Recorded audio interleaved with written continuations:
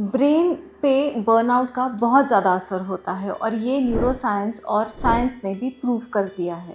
जब आपको बहुत ज़्यादा बर्नआउट महसूस होता है, कंटिन्यूअस स्ट्रेस ऑनगोइंग होता है, एनर्जी लेवल्स कम हो जाने के बावजूद आपको हर दिन का काम तो करना ही पड़ता है।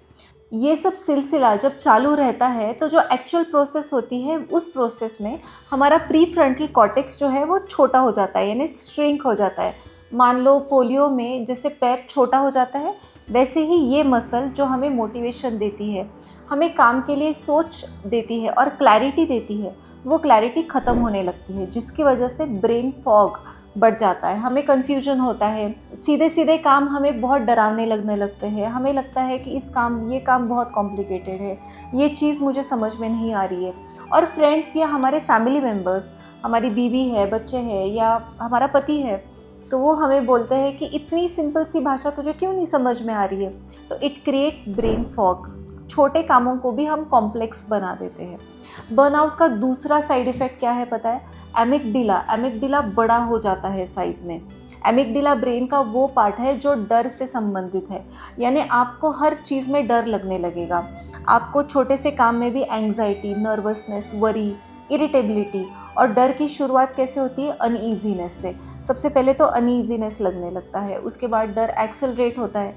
मान लो जैसे फर्स्ट गियर है अनईजीनेस, सेकंड गियर है फियर यानी डर लगना, एक्चुअल फियर, और थर्ड गियर है एंग्जाइटी यानी लॉन्ग टर्म स्टैंडिंग स्ट्रेस, जो एंग्जाइटी में कन्वर्ट हो जाता है और जिसका परिणाम हमारे बीपी पे, बॉडी पे, हमारे रेस्पिरेटरी रेट पे सब तरफ दिखाई देने लगता है, जिसकी वजह से लाइफस्टाइल मॉडिफाइड डिसीज़ जैसे बीपी, डायबिटीज़, अस्थमा होने लग जाती है। इस वजह से हमें डर बहुत लगता है, तो छोटे छोटे कामों में ओवरवेलमिंग जिसे हम कहते हैं। ओवरवेलमिंग क्या है? ओवरवेलमिंग यानी बहुत सारे काम एक ही साथ दिमाग में याद आना और उसकी वजह से बहुत सारा स्ट्रेस निर्माण होना, जिसकी वजह से हम काम ही नहीं करते, इंस्टाग्राम स्क्रॉल करने लग जाते हैं या बहुत ज़्यादा टेंशन ले लेते हैं, एडिक्शंस हमें लग सकते हैं। और इसका तीसरा साइड इफ़ेक्ट है डोपामिन सेंटर को ये कम कर देता है। डोपामिन सेंटर यानी सेंटर ऑफ जॉय, जो हमें डोपामिन हिट्स मिलती रहती है तो वो कम हो जाती है, उसकी सेंसिटिविटी कम हो जाती है। जैसे डायबिटीज़ वालों को इंसुलिन के इंजेक्शंस लेने पड़ते हैं क्योंकि इंसुलिन सेंसिटिविटी कम हो जाती है। तो लॉन्ग स्टैंडिंग बर्नआउट की वजह से डोपामिन सेंसिटिविटी कम हो जाती है, जिसकी वजह से जॉय यानी खुशी महसूस नहीं होती। तो ओवरऑल बर्नआउट की वजह से हमें ब्रेन फॉग होता है, हमारी खुशी का फैक्टर कम हो जाता है और हमें छोटे काम भी बहुत बड़े लग के ओवरवेल्म होना चालू हो जाता है। तो इतनी बड़ी समस्या अगर है तो इसका निवारण बहुत सिंपल है। मैं आपको ग्लैमोवेल तरीका देती हूँ, जो मैंने मेरी एक सॉफ्टवेयर कंपनी की ओनर हेड को दिया था। तो उनका कहना था, Prachiti, I don't have time because I feel a lot of overwhelm, there is no motivation, no joy and constant burnout and stress to handle such a big company।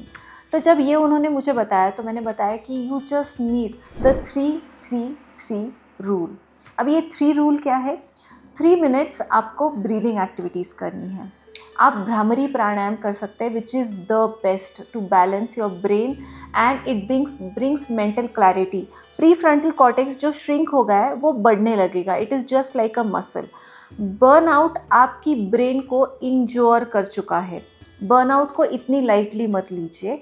Burnout is same like आपका अगर ankle sprain हो गया या आपकी कोई muscle rupture हो गई, tendon आपका टूट गया या फ्रैक्चर हो गया आपको, वही ब्रेन फ्रैक्चर हो चुका है। इस फ्रैक्चर को रिपेयर करना उतना ही ज़रूरी है। इसीलिए 3-3-3 ये टाइम निकालना बहुत इम्पॉर्टेंट है। 3 मिनट आप भ्रामरी प्राणायाम कीजिए, उसके बाद 3 मिनट आपको आंखें शांत करनी है, क्योंकि नर्वस सिस्टम रीसेट हो जाएगी। नर्वस सिस्टम जब रीसेट हो जाएगी तो आपको बॉडी मैपिंग करना है, यानी खुद की बॉडी पे कहाँ पे दर्द है, कहाँ पे खुशी है, बस आपको अपनी बॉडी के साथ पीसफुली कनेक्ट बैक होना है। और बॉडी मैपिंग के बाद आपको बॉडी स्ट्रेचिंग करना है। जिस भी बॉडी पार्ट में आपको ओवरवेल्म लग रहा है, आपको लग रहा है कि दर्द है या फिर ये बॉडी पार्ट मेरा एक्टिव नहीं है, फुल ऑफ लाइफ नहीं है, तो उस बॉडी पार्ट के लिए आपको सिंपल स्ट्रेचेस करने हैं। ये 3-3-3 मिनट रूल और रीसेट जब उस ओनर ने किया तो with in 30 days she found her joy back again. She started enjoying little things in life. She started organising her work, उनकी प्रोडक्टिविटी बढ़ गई, उनको डर कम लगने लगा and she was able to enjoy life to the fullest. उनका work life balance तो वैसे ही ठीक हो गया। तो बर्नआउट को लाइटली मत लीजिए, इस बर्नआउट का निवारण कीजिए। मान लीजिए जैसे आपका एंकल स्प्रेन हो चुका है एंड पता है उनकी रिएक्शन क्या आई ओनर की? She said, Prachiti I feel like I am online again. जैसे डेटा नेटवर्क जाने के बाद आप ऑफलाइन हो जाते हो और कुछ मज़ा नहीं आता, वैसे शी फेल्ट कि आई एम बैक ऑनलाइन और मैं मेरी लाइफ जी रही हूँ वाकई में, with clarity, with Joy and with less overwhelm. She was able to increase her productivity. So try this 3-3-3 reset technique today itself and do enroll for my Glamovel masterclass for more and more such deeper insights. And अब तक आपने अगर मेरी channel को subscribe नहीं किया है तो आज और अभी इसी वक्त कीजिए। Thank you so much.